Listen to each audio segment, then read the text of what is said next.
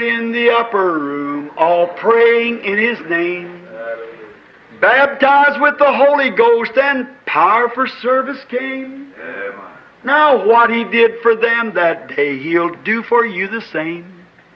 I'm so glad that I can say I'm one of them. I'm one of them. One of them. I'm so glad that I can say I'm one of them. Hallelujah. One of them. I'm one of them. I'm so glad that I can say I'm one of them. Though these people may not claim to be or boast of worldly fame, they have all received their Pentecost, baptized in Jesus' name, and they're telling now both far and wide, His power is yet the same. I'm so glad that I can say I'm one of them. I'm one of them. I'm one of them. I'm so glad that I can say I'm one of them. Hallelujah, one of them. I'm one of them. I'm so glad that I can say I'm one of them. Cumprimentamos a todos os nossos amados irmãos na graça e na paz de nosso Senhor e Salvador Jesus Cristo. A partir de agora, estamos começando mais uma programação de fé. O nosso objetivo sempre é levar ao coração dos filhos de Deus mais uma porção da bendita palavra do Senhor para aumentar o nosso conhecimento, a nossa familiaridade com a palavra de Deus e, consequentemente, com Deus, não é? Então, para isso, nós teremos uma oração de abertura. Oremos todos. Gracioso e bondoso Deus, Pai de nosso Senhor Jesus Cristo, humildemente nos encontramos em Tua santa presença mais uma vez, agradecidos pela oportunidade, pela bênção, pela vitória, pela paz. Perdoa todos os nossos pecados, Senhor, nós imploramos, dá-nos direção para esse trabalho e ajuda-nos que cada um de nossos irmãos que estão nos acompanhando receba mais uma porção da Tua bênção e que o Senhor possa ser glorificado mais esta vez, através do Teu povo, Senhor. E é em nome do Senhor Jesus Cristo que nós oramos neste momento, pedindo as bênçãos e agradecendo ao Senhor. Amém, amém. Graças a Deus. Então, meus queridos e preciosos irmãos, nós estamos com a Bíblia aqui aberta, no livro de São Mateus, Evangelho, capítulo 3. E nós leremos então aqui a partir do versículo 1, não é? E enquanto os irmãos procuram, se desejarem acompanhar, nós lembramos que esta programação tem o gentil oferecimento da igreja que está em Santa Bárbara do Oeste e também da igreja que está na cidade de Campinas, sob a nossa responsabilidade. Em Santa Bárbara, nós estamos na Rua Romênia 212, no Jardim Europa. E em Campinas, estamos na Rua Geraldo Gonçalves Dias, número 130, no Parque Residencial Shalom. E os dias dos cultos e os horários estão aí na descrição do vídeo e também o WhatsApp para aqueles que desejarem se inteirar mais, entrar em contato conosco, né, a respeito de nossas programações. E se você quiser estar em nossas reuniões, você será muito bem-vindo. Esse convite é extensivo a toda e qualquer pessoa que desejar estar conosco, não é? Bom, dito isto, então, vamos aqui à leitura da Santa Palavra do Senhor. Conforme anunciamos, São Mateus capítulo 3, começando no versículo 1.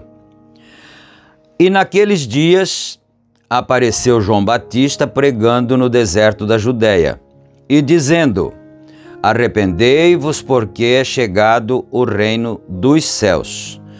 porque este é o anunciado pelo profeta Isaías, que disse: voz do que clama no deserto, preparai o caminho do Senhor, endireitai as suas veredas. E esse João tinha a sua veste de pelos de camelo e um cinto de couro em torno de seus lombos, e alimentava-se de gafanhotos e de mel silvestre. Amém. Que o Senhor Deus acrescente as suas bênçãos à leitura de sua santa palavra. Falando rapidamente um pouquinho sobre essa leitura, sobre esse profeta, João Batista, ele foi, na verdade, o precursor da primeira vinda de nosso Senhor Jesus Cristo, e também ele é contado nas Escrituras como Elias, não é? É certo que nós não vamos entrar em detalhes desse assunto por causa do tempo, que não nos permite, mas você pode se inteirar melhor entrando em contato conosco, falando a respeito de cada assunto especificamente, se você desejar, e assim por diante, não é? Mas então, nas Escrituras Sagradas, nós encontramos que o ministério de Elias atuou na terra por 5 vezes, não é? Ou pelo menos atuará na terra por 5 vezes. Primeiramente foi Elias o tisbita, segundo foi Eliseu, terceiro foi João Batista, quarto foi William Branham e quinto será então Elias novamente com Moisés em Apocalipse 11. Então aí estão constando as 5 atuações do ministério de Elias na terra, e cada uma em uma pessoa diferente, mas o ministério é o mesmo, não é? E neste caso aqui que nós acabamos de ler, então ele era o profeta precursor da primeira vinda do Senhor Jesus Cristo, e também o Elias que havia de vir naquele tempo lá, não é? Então, fazendo esta plataforma, nós iremos aqui para a mensagem que é por que tiveram que ser pastores, e nós estamos estudando esta mensagem muito tremenda, como todas as demais, né? Por que tiveram que ser pastores, e estaremos lendo a partir do parágrafo 32. Vamos aqui então. Podemos parar aqui e falar acerca de João. Podemos parar aqui e falar de Elias. Ninguém sabe de onde veio Elias. Tudo que eles sabem é que ele apareceu em cena. Os profetas ali atrás das eras, eles eram ninguém. Ele disse já na porção anterior que nós lemos, que Deus sempre procura os ninguém para fazer seu trabalho, sua obra sobressalente quando ele tem que fazer na terra, não é? Então, eles eram ninguém. Porém, Deus tomou isto e passou por alto as éticas da igreja e os ensinamentos para fazer mostrar que ele é Deus. Ele toma algo que é nada para fazer algo como aquilo. Ele mostra sua sabedoria e sua deidade. Aí, fazer isto, tomar os ninguém. Quando ele primeiramente faz um homem, ele simplesmente tomou um punhado de barro. Deixa eu ver se não li errado aqui, não é? Porque às vezes a gente vai lendo, é faz mesmo, né? Eu pensei que era fez, né? Quando ele primeiramente faz um homem, ele simplesmente tomou um punhado de barro e compôs ao homem disso, onde não era nada mais que o barro. porém, tomou ao homem e agora Deus toma os nada para fazer deles algo. E enquanto seguimos pensando que somos algo, então não podemos ser usados na mão de Deus. Isto aqui é uma afirmação bastante importante para todos nós que desejamos fazer algo, não é? Então ele disse, enquanto nós quisermos ser algo, alguma coisa grande, enquanto nós pensarmos que somos alguma coisa grande, nós nunca poderemos ser usados por Deus. Isso aqui é muito importante para mim, para você, para qualquer pessoa, principalmente para aqueles que desejam fazer a obra de Deus, não é? É isto.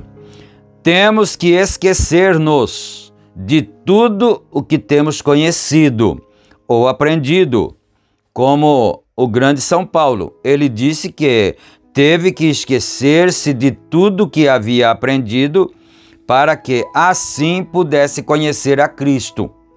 São Paulo chegou a dizer que ele considerou as coisas que ele tinha aprendido como esterco, não é? Todas as instruções, todos os ensinamentos e demais operam para o pior deles.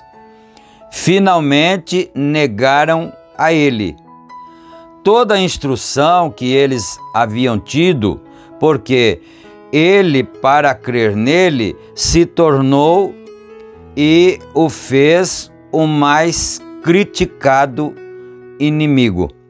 Então, vamos pensar um pouquinho uma coisa aqui. As pessoas podem ser o que são, mas para que Deus possa usar, precisa deixar de ser. E aí entra uma questão seguinte, às vezes as pessoas não têm capacidade de deixar de ser o que são, de deixar de ser grandes pessoas. Elas não têm capacidade e aí não conseguem, Deus não pode usar, não é? Bem, então ele veio ali, e os grandes, ele está falando do dia da sua primeira vinda, da vinda de Cristo, a primeira. Os grandes não conseguiram, não tiveram capacidade de deixar de ser alguém e para ser ninguém. E aí eles se tornaram inimigos e o crucificaram, né? Sabia você que a história se repete de vez em quando? É um fato notável. Pode acontecer de novo a nosso lado. Você diz, se eu tivesse, então... Bom, agora, se você quer saber o que você haveria feito ali, olhe seu presente, estado agora. Porque às vezes as pessoas podem pensar ou até dizer, se eu tivesse vivido nos dias do Senhor Jesus Cristo, eu não o teria rejeitado e não o teria crucificado. Aí ele diz assim, é só você prestar atenção à sua posição agora, o que você faz ou tem feito agora, e você saberá o que você teria feito naquele dia, não é? Então isso é muito sério. Eu penso que isso é muito importante.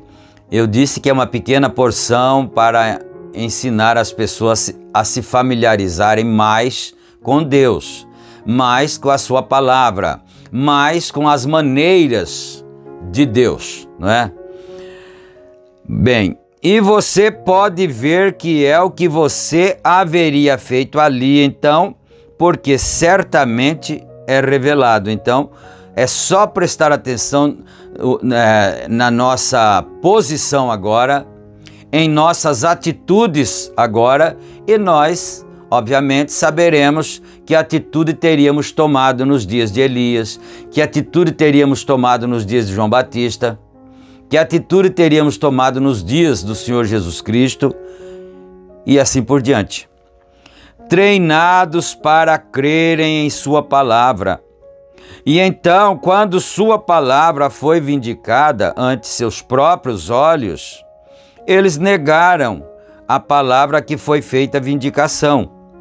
Quando Deus provou o que ele faria, e disse o que ele faria, e provou o que ele faria, então tornaram atrás e chamaram a este homem um espírito mau, que os amaldiçoou. Pense no que havia acontecido, pense no que estimulou a eles. Seus treinamentos fizeram com que eles não reconhecessem a palavra feita carne para seu dia. Porque você sabe, não sei se sabe, talvez sim, talvez não, não é? Mas em cada tempo que Deus se manifesta, é a palavra de Deus sendo feita carne outra vez. Isto é a palavra de Deus se manifestando em seres humanos. Seres humanos, seres carnais. Eu não estou dizendo carnais no sentido de não serem espirituais. Eu estou falando carnais no sentido de serem seres humanos, não é? De carne e ossos. Então, é isso. Cada vez que Deus se manifesta, Ele o faz através de uma manifestação em carne humana, usando pessoas. É isso que Ele está dizendo para nós aqui. E o que aconteceu, o que fez e faz com que as pessoas rejeitem a manifestação de Deus, são os seus treinamentos. Justamente aquilo que deveria levá-los para compreender a manifestação de Deus. É justamente o que os impede, ou o que nos impediria de conhecer o que Deus está fazendo em seu devido tempo, que é cada um em seu tempo, né? Eu no meu tempo, nós no nosso tempo, né? Nós somos contemporâneos, e outros que já viveram antes de nós no tempo deles, e assim sucessivamente, não é? Vamos mais aqui.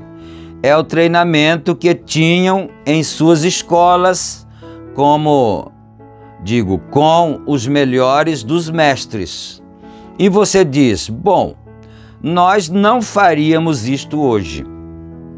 Seus mestres foram mais supremos que os nossos hoje. Então, é bom prestarmos atenção nisso, não é? A gente pode dizer, hoje nós não faríamos isso, nós não rejeitaríamos a visitação de Deus através de profeta, porque a Bíblia fala sobre 3 espíritos de rãs ali em Apocalipse. E o profeta de Deus para esta era diz que o que significa, qual é o simbolismo dos 3 espíritos de rã. É que a rã, quando ela salta, ela cai olhando para trás. Então, quer dizer, esses espíritos, eles olham para trás e vê o que Deus fez nos dias de Elias, o que Deus fez nos dias de João Batista. Hoje você diz, eu teria crido em João Batista. Hoje você diz, eu teria crido em Elias. Mas é preciso observar se nós não estamos sendo tomados pelo espírito da rã de Apocalipse, porque olhamos para trás e acreditamos no que Deus fez, mas não estamos vendo e nem conseguindo acreditar aquilo que está acontecendo no nosso momento. E o objetivo dessa mensagem aqui que nós estamos pregando, essa pequena porção da palavra aqui, é justamente para despertar as pessoas para verem o que é que Deus está fazendo neste momento em que nós estamos vivendo, porque o de trás já passou. Nós temos que ver agora o que está acontecendo agora, senão nós ficaremos de fora, como Israel ficou de fora. O Senhor disse que eles não entrarão no descanso, Ele jurou na ira dele que eles não entrariam no descanso, e assim por diante. Mas vamos aqui, senão não dá tempo para mais nada, não é? Os mestres daquele dia, ele está dizendo, eram muito mais superiores do que os de agora, que os nossos hoje. superiores a nossos mestres, melhor dizendo, e eles falharam. Lá atrás, eles falharam. Eles não tinham 996 diferentes organizações. Eu preciso dar uma pausa aqui, não é? 996 diferentes organizações, isso ele falou em 1964. São 57 anos, não é? 1964, ele falou 996 organizações diferentes. E agora tem muito mais que isso, não é? Então, como as que temos hoje. Eles tinham por volta de 3, seguindo as 3, e nenhuma das 3 o reconheceu. Isso nos mostra que o que o homem faz é tonteria para Deus. Vê? Você pode pensar, mas que 3 tinha nos dias de Jesus, né? Tinha saduceus, tinha fariseus, tinha herodianos, não é? Então, essas correntes, nenhuma delas, e todas pregavam o Deus invisível, o Deus Jeová. Todas. Do mesmo jeito que agora, que não tem só 996 mais, né? Tem muito mais que isso. Vamos aqui no parágrafo 37. Agora, eles falharam em reconhecê-lo. Agora, e eles fariam a mesma coisa de novo. Se aqueles vivessem hoje, eles fariam a mesma coisa. E se nós tivéssemos vivido lá, então aí é que está a questão. Se você rejeita hoje, lá você faria a mesma coisa também, né? Eu também. Homem, a intenção é boa, sempre é boa. E o homem nunca muda seu comportamento. Ele nunca muda muito suas maneiras. Estou falando do homem do mundo. O homem sempre louva a Deus, homem religioso, pelo que ele fez, e sempre aponta às pessoas o que ele vai fazer. Olha isto, não é? O homem religioso crê no que Deus fez e aponta para as pessoas o que Deus vai fazer. Vai ter um milênio, vai ter um arrebatamento, e vai haver isso e aquilo, né? Mas e agora? Nesse momento Deus está parado, está estacionado, não está fazendo nada, né? Vamos aqui mais um pouquinho. E o que ele vai fazer? E, no entanto, ignora o que ele está fazendo. Vê? Isso é o homem. Ele é feito dessa maneira. Ele sempre tem sido desta maneira. E vocês, leitores da Bíblia, nesta noite, sabem que isso é de acordo à palavra, correto. Eles sempre louvam a Deus pelo que ele tem feito, dizendo o que ele fará, né? Também. Ignorando o que ele está fazendo. Isso é um hábito do homem, da humanidade. Sempre foi assim, né? Vamos aqui agora ao parágrafo 39. A razão pela qual eles fizeram isto, os mestres, na minha opinião agora, eles haviam interpretado a palavra porque eles criam no Messias. Olha, a parte triste é essa, que eles criam no Messias. Eles esperavam o Messias, mas aí perderam a chance quando o Messias veio. Agora não é diferente, ele está dizendo para nós nos atentarmos para isso, tomarmos cuidado com isso, porque nós também estamos esperando algo grande. Olha o perigo de perdermos justamente aquilo que estamos esperando, o arrebatamento da igreja, da noiva, porque não estamos vendo o que Deus está fazendo agora, preparando esse mesmo arrebatamento. Aleluia. Então, deixa eu voltar só aqui. Eles criam no Messias que viria. todo Israel cria nisso, e até hoje em dia o creem. Porém, a razão pela qual eles não o reconheceram, a mensagem não estava de acordo com suas crenças eclesiásticas. Aí ele disse lá atrás que o problema foi o treinamento. Os líderes. Então os líderes são responsáveis por isso. E o Senhor Jesus Cristo falou uma coisa muito séria, muito tremenda. Ele disse assim que esses líderes ficam na porta e eles não entram e não deixam quem quer entrar. Aí você pergunta, mas pastor, eles ficam na porta do inferno e não deixam as pessoas entrarem? Não. Eles ficam na porta do céu. Foi o que o Senhor Jesus Cristo disse. Os líderes, e aí os líderes ensinam as pessoas a não crerem na palavra que Deus tem enviado, na verdade de Deus. Isso é motivo de causar preocupação para qualquer pessoa que esteja ouvindo a mensagem nesse momento. Não é? O Senhor Jesus Cristo disse isso. Eles ficam na porta, não entram e não deixam aqueles que querem entrar. E eles ficam na porta do céu, na porta do reino de Deus. Então, suas interpretações que eles tinham da palavra, o Messias nunca se misturou, ele mesmo, da maneira que eles interpretaram que ele o faria. Assim sendo, então, eles não o reconheceram porque não se ajustou com suas interpretações. Como tenho dito anteriormente e digo de novo, Deus não necessita de ninguém para que interprete sua palavra. Ele é seu próprio intérprete. Agora, o que nós temos que fazer é crer, não é? Mas a Bíblia diz assim, como crerão naquilo em que não conhecem, que não sabem, né? Como é que eu vou crer numa coisa que eu não sei? Como que eu vou crer numa coisa que eu nunca ouvi?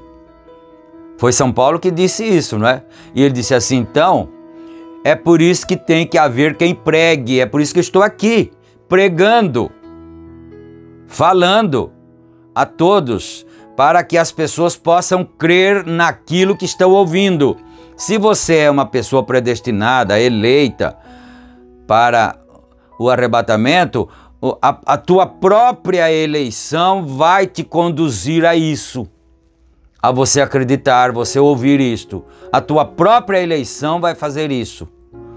Então, agora, a Bíblia diz, deixe-me provar a vocês agora que é verdade. Isaías, o profeta, 715 anos antes que acontecesse isto, Isaías, o profeta, disse, uma virgem conceberá e terá um menino.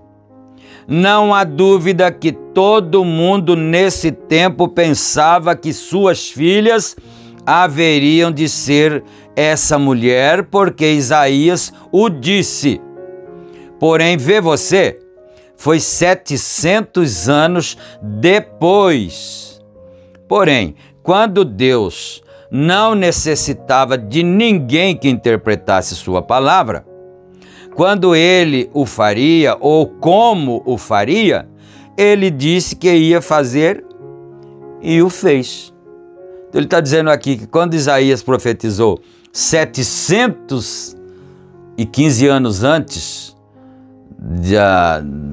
do acontecimento, do cumprimento, né, do fato em si, então todas as virgens pensavam, certamente serei eu. O povo de Israel era um povo muito religioso, né? Então, certamente os pais de família pensavam, deverá ser uma de minhas filhas virgem. E assim foi, mas o tempo passou. Passou 10 anos, 20, 40, 100, 200 anos, 300, 400, 500, 600, 700 anos e não aconteceu. Aí, possivelmente, as gerações que vieram, porque quantas gerações não passaram em 700 anos?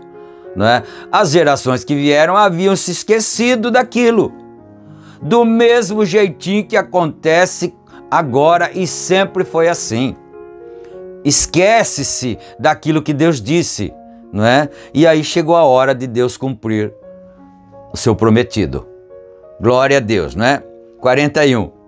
Deus prometeu que ali em Isaías, também creio que no capítulo 28, por volta do verso 18, e também Joel 2, 28, que nos dias finais, nos últimos 2000 anos, que são os últimos 2 dias de Deus, né?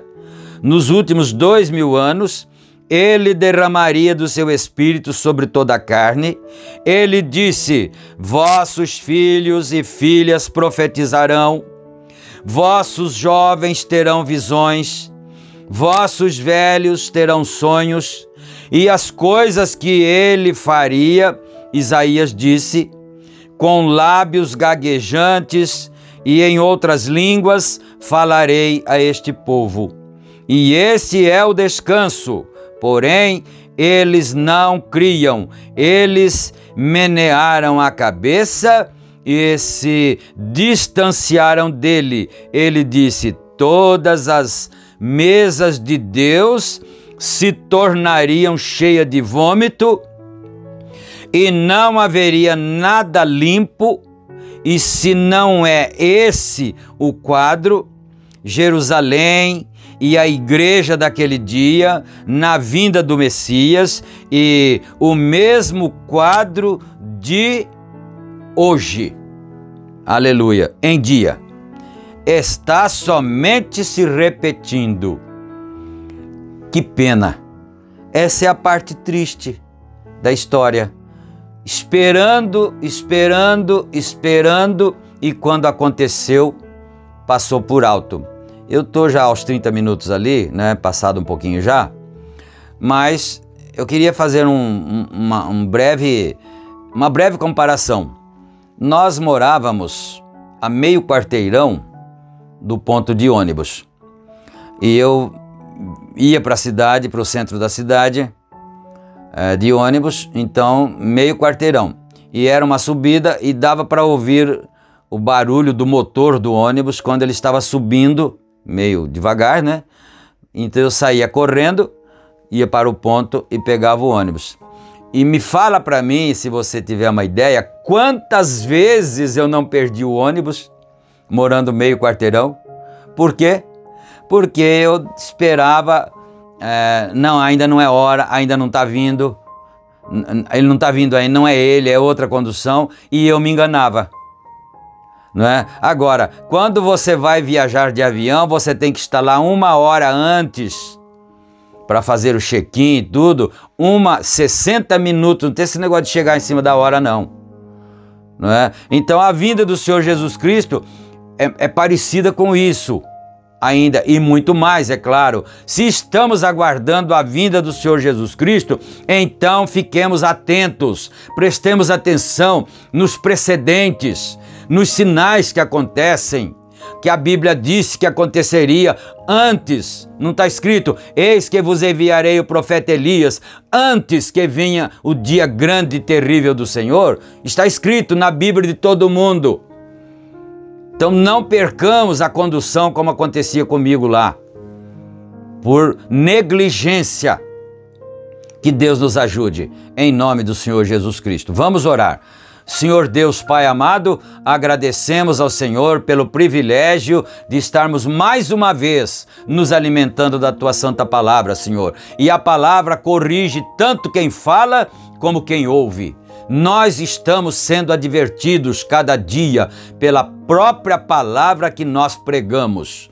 Ajuda cada um, Senhor. Cura os doentes, o menino que caiu lá de cima da casa.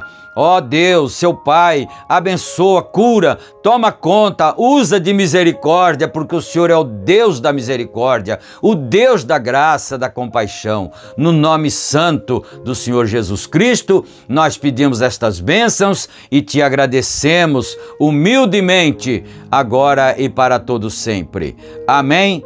Amém. Graças a Deus. Meus queridos irmãos, estamos chegando ao final da programação de hoje. Fiquem todos na graça e na paz do Senhor Jesus. E Ele permitindo, nós voltaremos em nossa próxima programação. Amém. Amém.